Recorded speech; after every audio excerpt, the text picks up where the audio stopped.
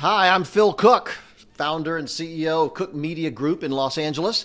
And I've been here since about 5:30 this morning, taking phone calls, answering emails, instant messages, WhatsApp messages from literally all over the world. I've gotten messages from pastors in South Africa, in Manila, Europe, the UK, Italy, all over the place, and talking to them about live streaming.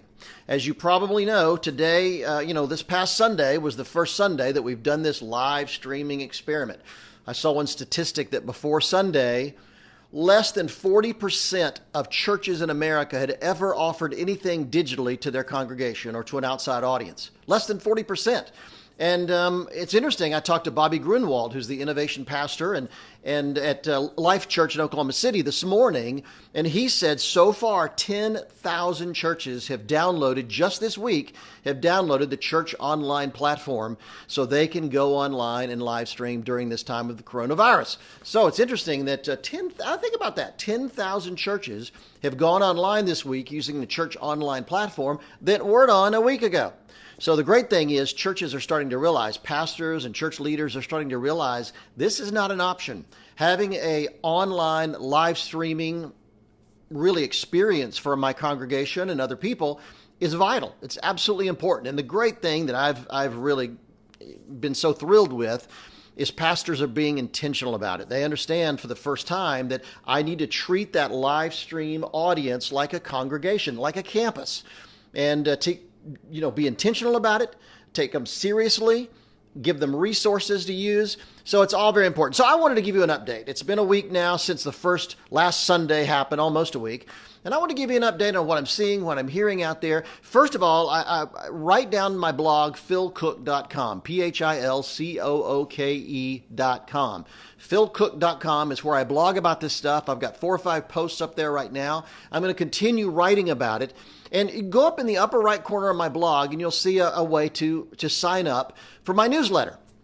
And my newsletter is we send it out every week, and it's the top post on there. So you don't even have to go to my blog and find them anymore. If you sign up, it's free. We'll automatically email you my top posts of that week, and you can stay on top of what's going on with trying to communicate with your church members, dealing with fundraising issues, dealing with how we're going to survive. And tomorrow I'm going to be writing a blog post about how we get people back. I think that's going to be a really important issue. So let me give you a couple things to think about. Today on my blog, I talked about whether we need to be live streamed or pre-taped. I've had a lot of pastors ask me that question, live stream or pre-tape. In fact, I'm looking at my computer right now and I'm seeing a ton of those questions coming in. They want to know, does live stream mean I really have to be live?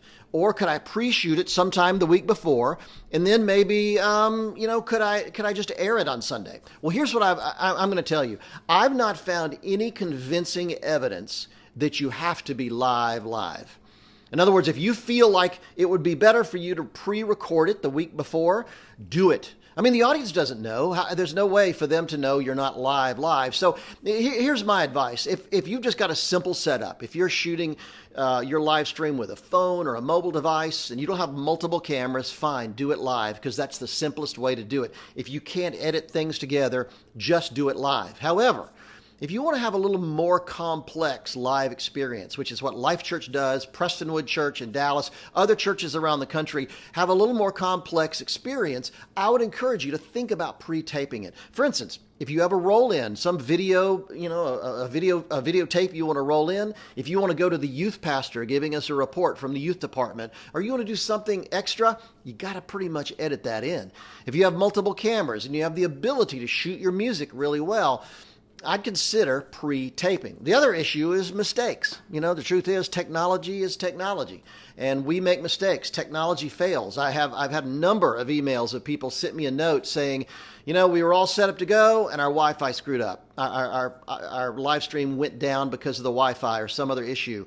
So if you're worried about that, if you think that's a problem, then that's another case about pre-taping and doing it. So, really think about that. And I would also say, one of the things that I talked with Bobby Grunwald about this morning was that he says that the greatest audience he has, the greatest single audience, is during the time it's broadcast on Sunday morning at their normal service time. Now I did have an email from a guy that asked me, should I air our live stream at the normal time or should I air it at some other time. And I said, absolutely air it at the normal service time. That's what people are used to. That's what they know. So air your live stream at the normal service time. And Bobby said when he does his, he has by far the largest single audience. However, because he immediately puts his messages on demand, they play about 80 times the following week. And so that live stream service is played about 80 times the following week. So cumulatively, he has a far greater audience watching them all than would watch one single live service. So don't get hung up on the live. I mean, and by the way, don't let anybody criticize you for pre-taping. I've seen people accept Christ. Tons of people accept Christ. Some people get healed. Remarkable things happen on a pre-taped service. So don't feel the obligation that you have to do everything live. That's just ridiculous. God can move when he wants to move. So you decide what's comfortable for you. And the big thing I would say is test. Just try it out. See what works for you. 1 week do it live, 1 week do it pre-taped. See how that works for you, but don't take chances. And I want to especially say during Easter, and that's what and by the way, stay tuned till the end of this video because I really want to talk to you about some Easter ideas that are coming up. But when it comes to Easter, you're going to probably want to do something big, roll out something a little bigger than normal.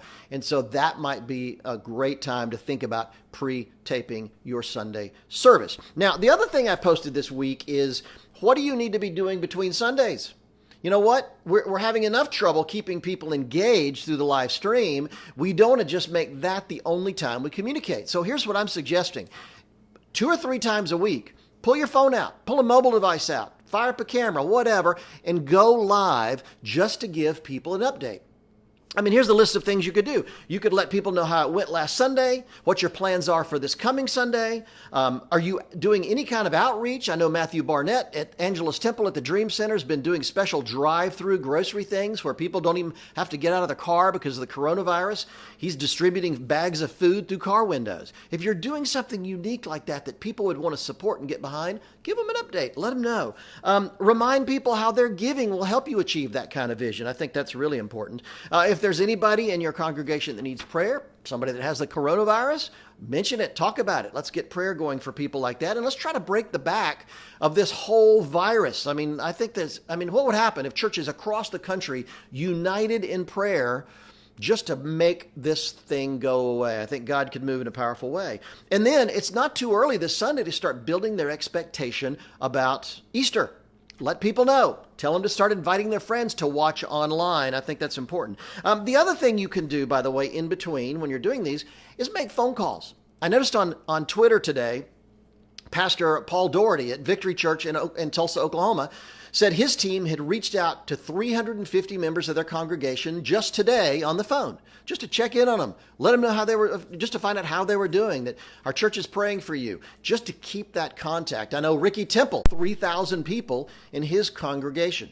So just by phone, remember old school technology works sometimes. So don't forget that you can also just reach out by phone. You as a pastor, I mean, I would start with you at the tip of the iceberg as the pastor, reaching your leaders, and then let it trickle down from there. I mean, can you imagine what right now, during the fear that's going on, what it would mean to get a call from a member of your church leadership team or from you, the pastor. So never forget how important phone calls could be during this time. Now, the other thing I want to tell you that I think is important is Easter. Now, certainly, as I said, you're going to want to do more complex things. So this may be the time to think in terms of pre-taping your Easter service, editing it together. You're going to want to do bigger music. There are churches that are thinking about outdoor services, in the way that Robert Schuller did when he did his drive-in church back here in L.A. back in the 70s. There's a lot of ideas floating around out there about things we could do, but those kind of things, for the most part, need to be pre-taped. There's just too big a chance that technology will go wrong, the cameraman will screw up, the lighting will mess up, you just never know. And of all Sundays on Easter, you don't want to take chances. So I would really encourage you, whatever you do this Easter, get the team together, think it through, talk about it, try to make sure all the bugs are worked out before you ever really go, whether it's live stream or whether you do the pre-tape. But let me give you a radical idea for Easter this year. You're already shooting the service. And this is really for churches that maybe have multiple cameras already. Maybe you're shooting for the iMac screen, or maybe you're very comfortable and very professional at live streaming already. So you're doing a pretty solid taping of your service. For you guys, whether it's a medium-sized church, a large church, what we call a mega church, here's what my challenge to you is. If you're going to go to all this trouble, why not put it on local broadcast television? Certainly, we're having trouble where, people are struggling, wanting to keep their audience together from Sunday to Sunday to Sunday, then keep them connected during the week. So of all times, Easter is something we want to go big.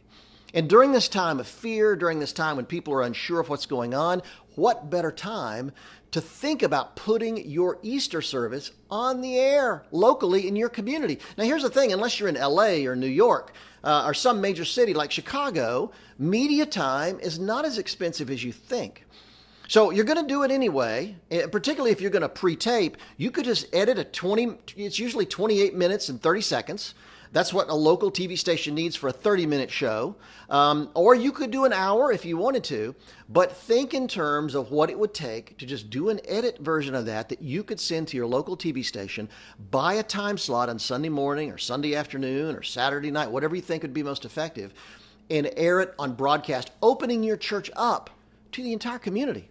I mean, how awesome would that be?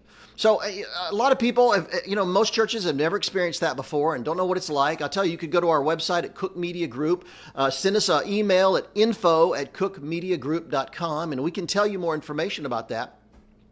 In fact, I'd really encourage you, send an email to info@cookmediagroup.com if you're even remotely considering this, and we'll tell you what steps need to be taken. We can help you buy the media time. We have media buyers standing by on call that can call the local TV station in your community, your city, and find out what it would take. What would it take to buy 30 minutes or an hour of TV time on a major station, on a Christian station, on an independent station? There's a lot of possibilities.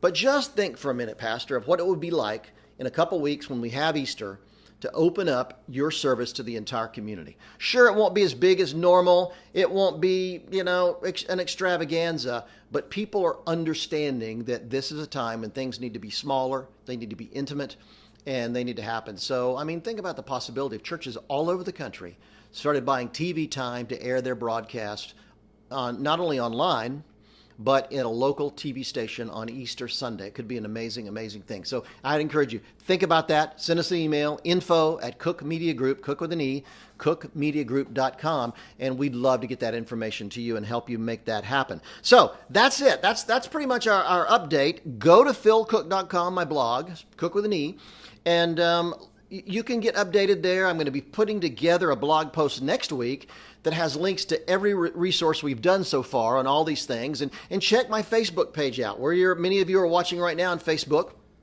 Check my Facebook page because I've got a number of videos we've done. I think this is the third video related to live streaming during this time of the coronavirus. So go to those videos and get your team together. Get your church leadership team together, your communications team. Watch them. Download my blog posts on the issue. Share it. Talk about it. Discuss it. What other media ideas? And here's the thing. Every church in every city in every state in America, and certainly in other cities around the world, are facing different rules, different sanctions, different things you can and can't do. So know what's possible in your area. One church reported to me that they could have 200 people together at a service, so they just split up their congregation and had 4 different services of 200 people each. I'm seeing that in other countries around the world.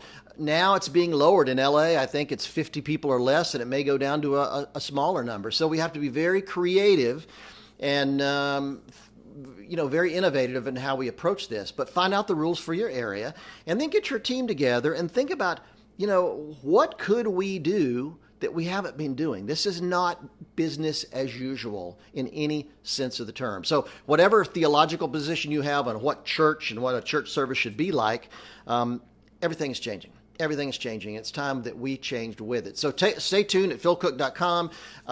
Check us out at info@cookmediagroup.com if you have a question about the possibility of putting your program on local television in your area. We would love to help. Thanks for tuning in. Keep posting, keep asking us questions. We're going to respond. In fact, if you'll ask us questions, if you'll email us questions, I'll respond on my blog, on my Facebook page, on Instagram, on other places, and answer your questions as the week goes on. Thanks a lot. We really appreciate you coming in.